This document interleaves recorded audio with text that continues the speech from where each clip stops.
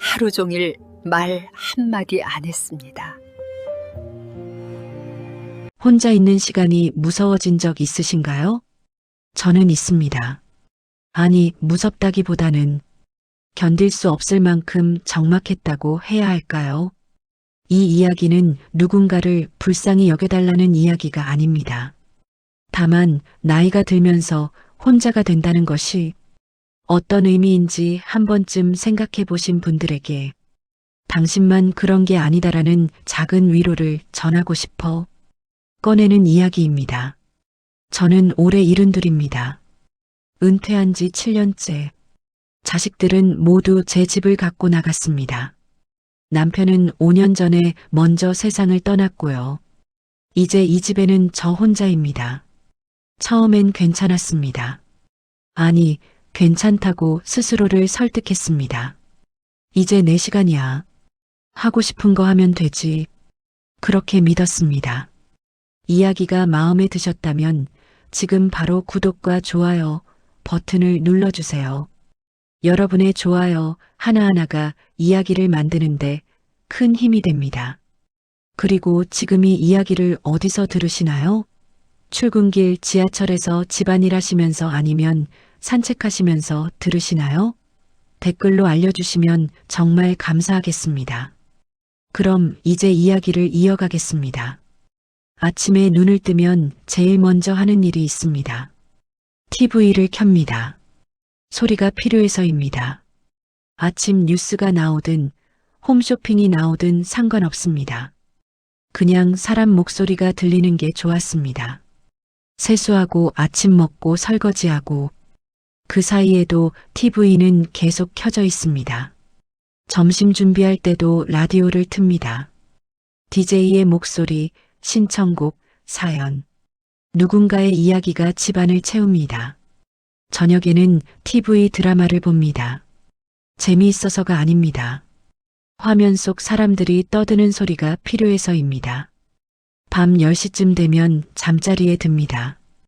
이불을 덮고 누우면 문득 깨닫습니다. 오늘 하루 내가 한 말이 뭐가 있지? 편의점에서 봉투 주세요. 약국에서 감사합니다. 그게 전부였습니다. 하루 종일 제대로 된 대화를 한 게 없었습니다.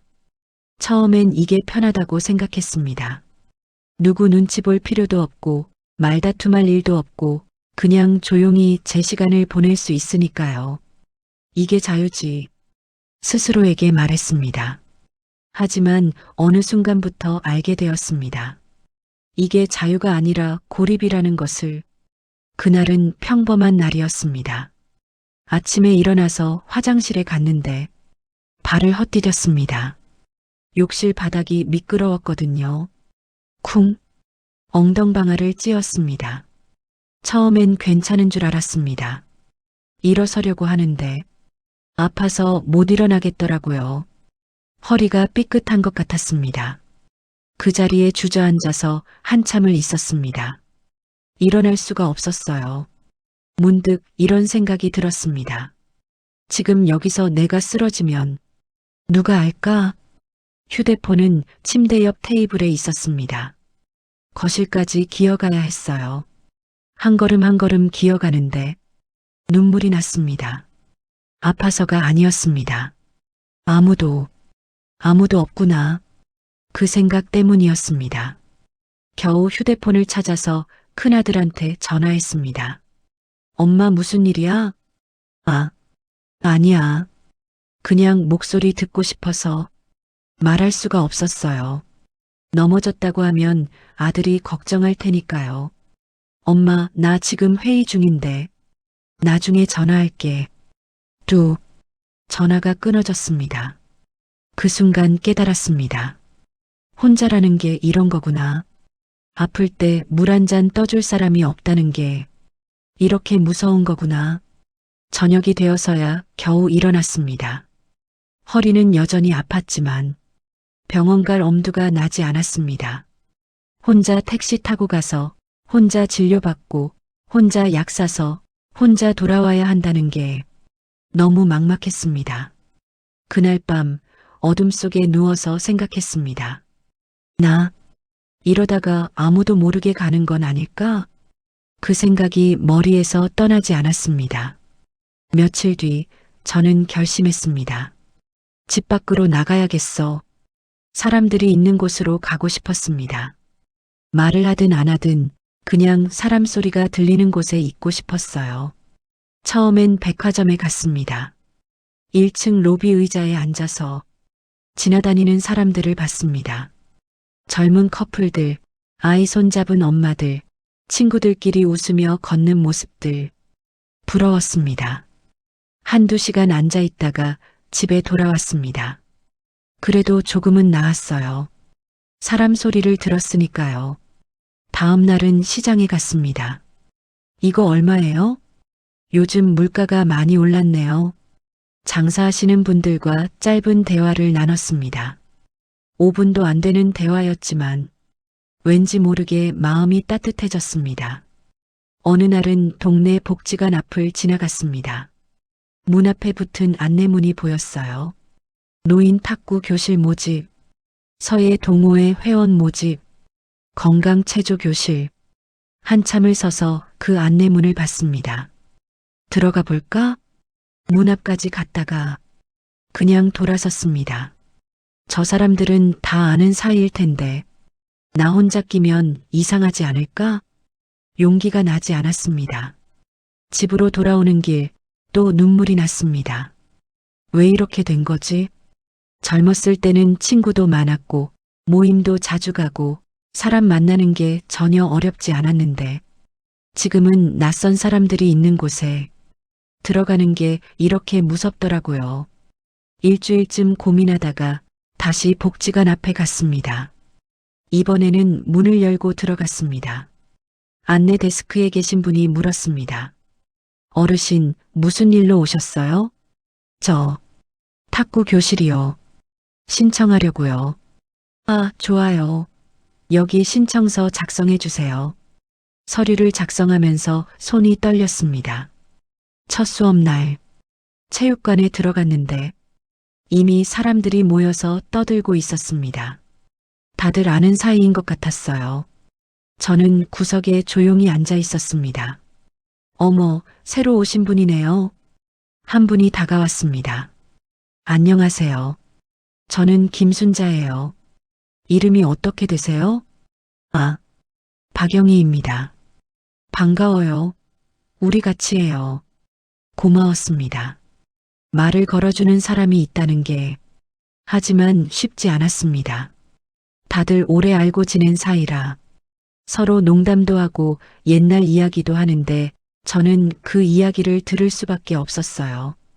어느 날은 제가 실수로 다른 분의 라켓을 건드렸습니다. 아이고, 조심하세요.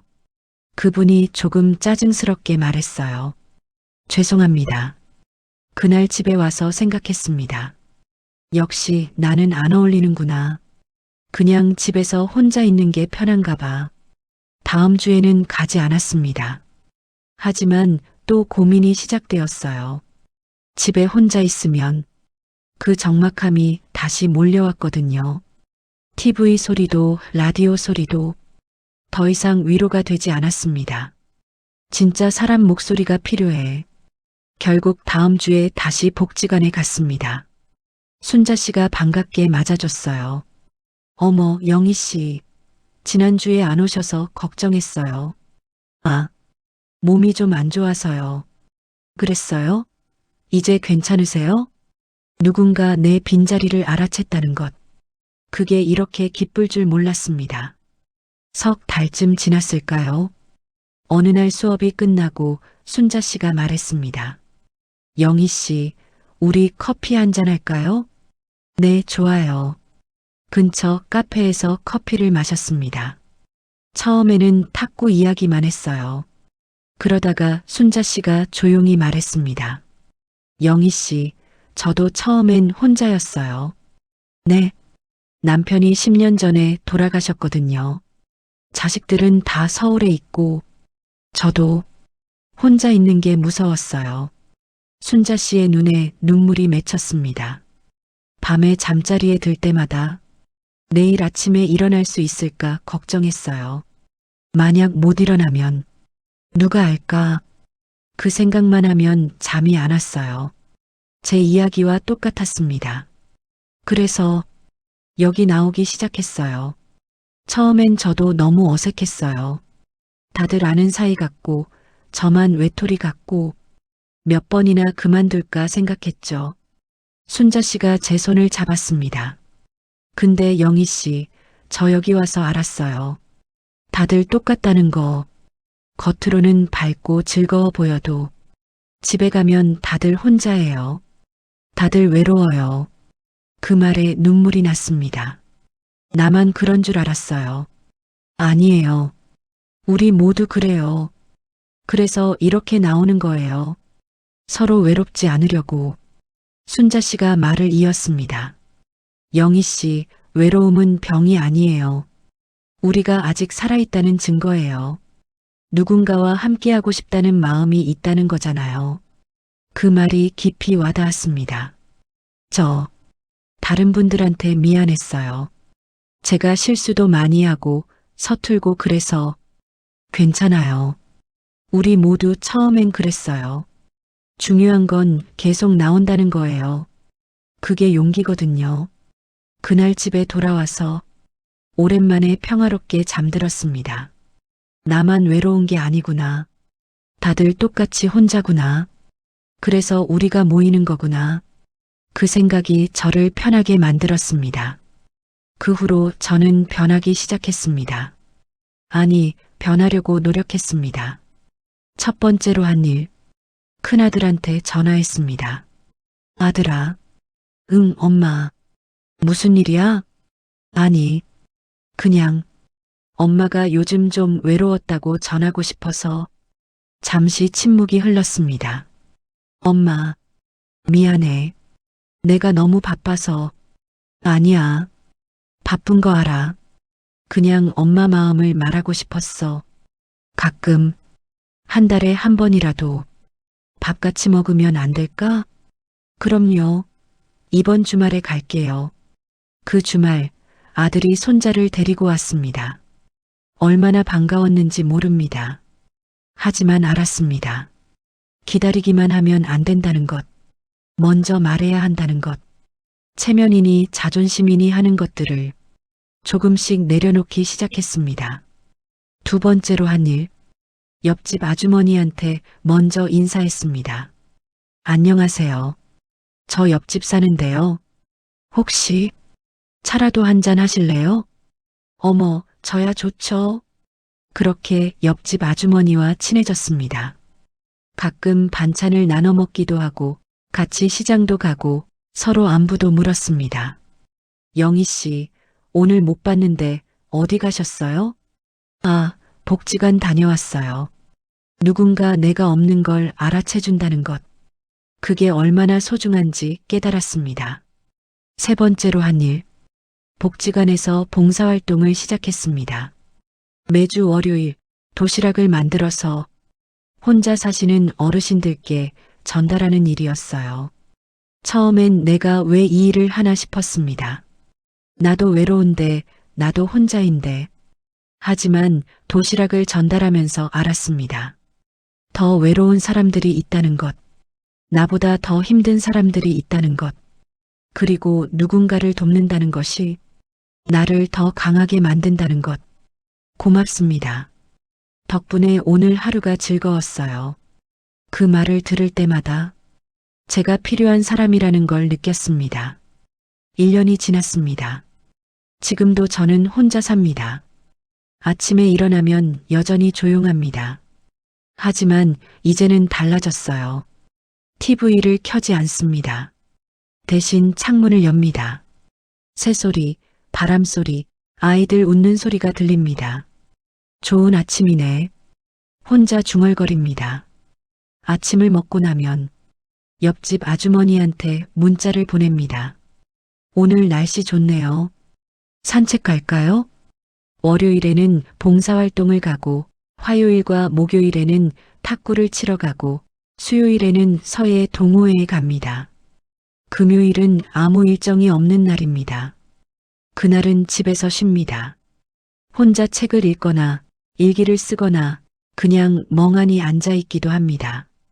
예전 같으면 이 시간이 무서웠을 겁니다. 하지만 이제는 괜찮습니다. 내일이면 또 사람들을 만날 수 있으니까요.